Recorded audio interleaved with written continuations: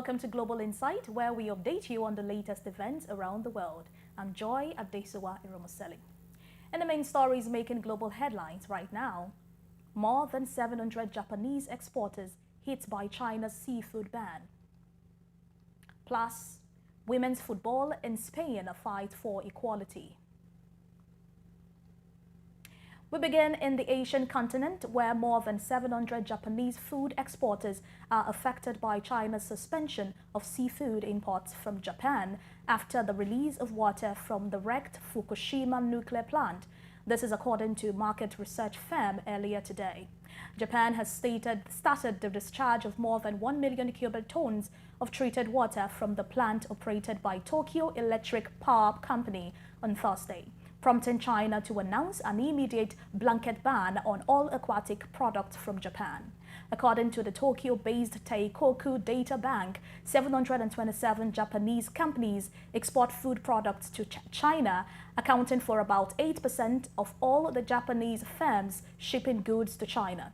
The report also stated that 316 Japanese firms export foods to Hong Kong, which announced its own ban on Japanese food imports from 10 regions after the Fukushima water release.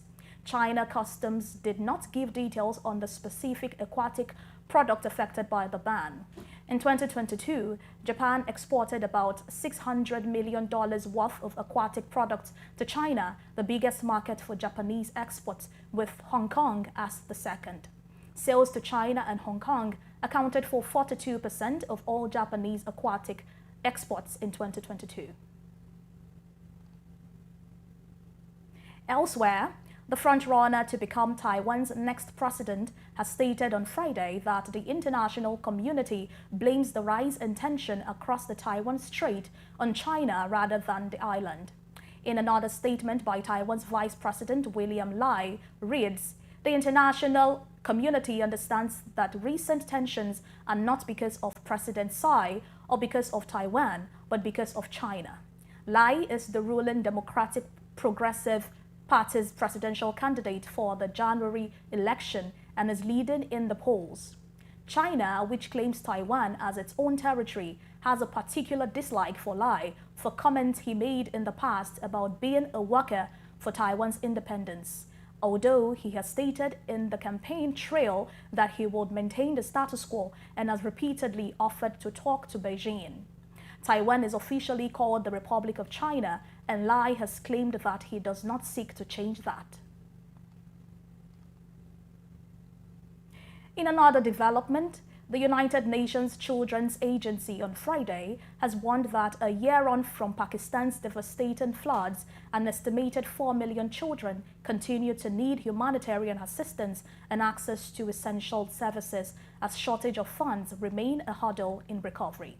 The warning from UNICEF comes as authorities in Pakistan's eastern Punjab province are racing against time to evacuate people from areas affected by the overflowing river Sutlej.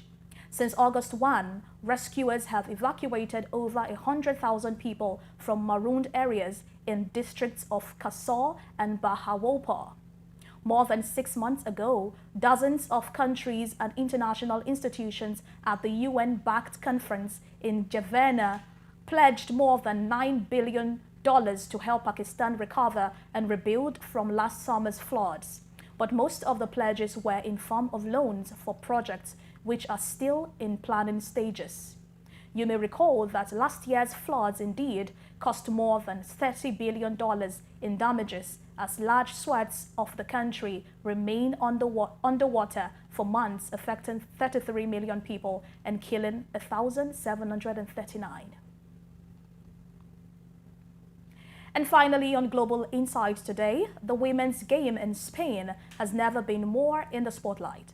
The new football world champions won against all the odds, but it has also highlighted just how much still needs to be done at the professional and amateur level to reach equality within the game itself.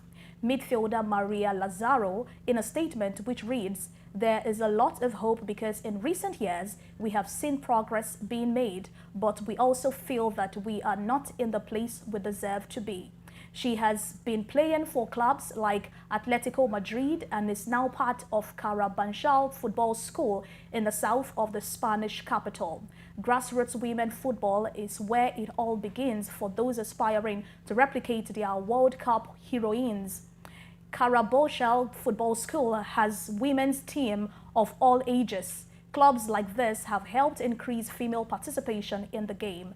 There are now nearly 10,000 registered players in the capital alone, but the women's professional game is still in its infancy. The majority of players like Maria Lazaro say they still need to work full-time to pursue their dreams in sport. The professional league minimum wage structure illustrates the pay difference. According to LFP Spain, an entry-level professional in the men's game earns $203,000 per year. That's nearly 12 times their female counterpart, who earn roughly $17,000. And that's it on Global Insight today. Many thanks for staying with us. My name is Joy Adesuwa Iramoseli. Keep watching VOP TV.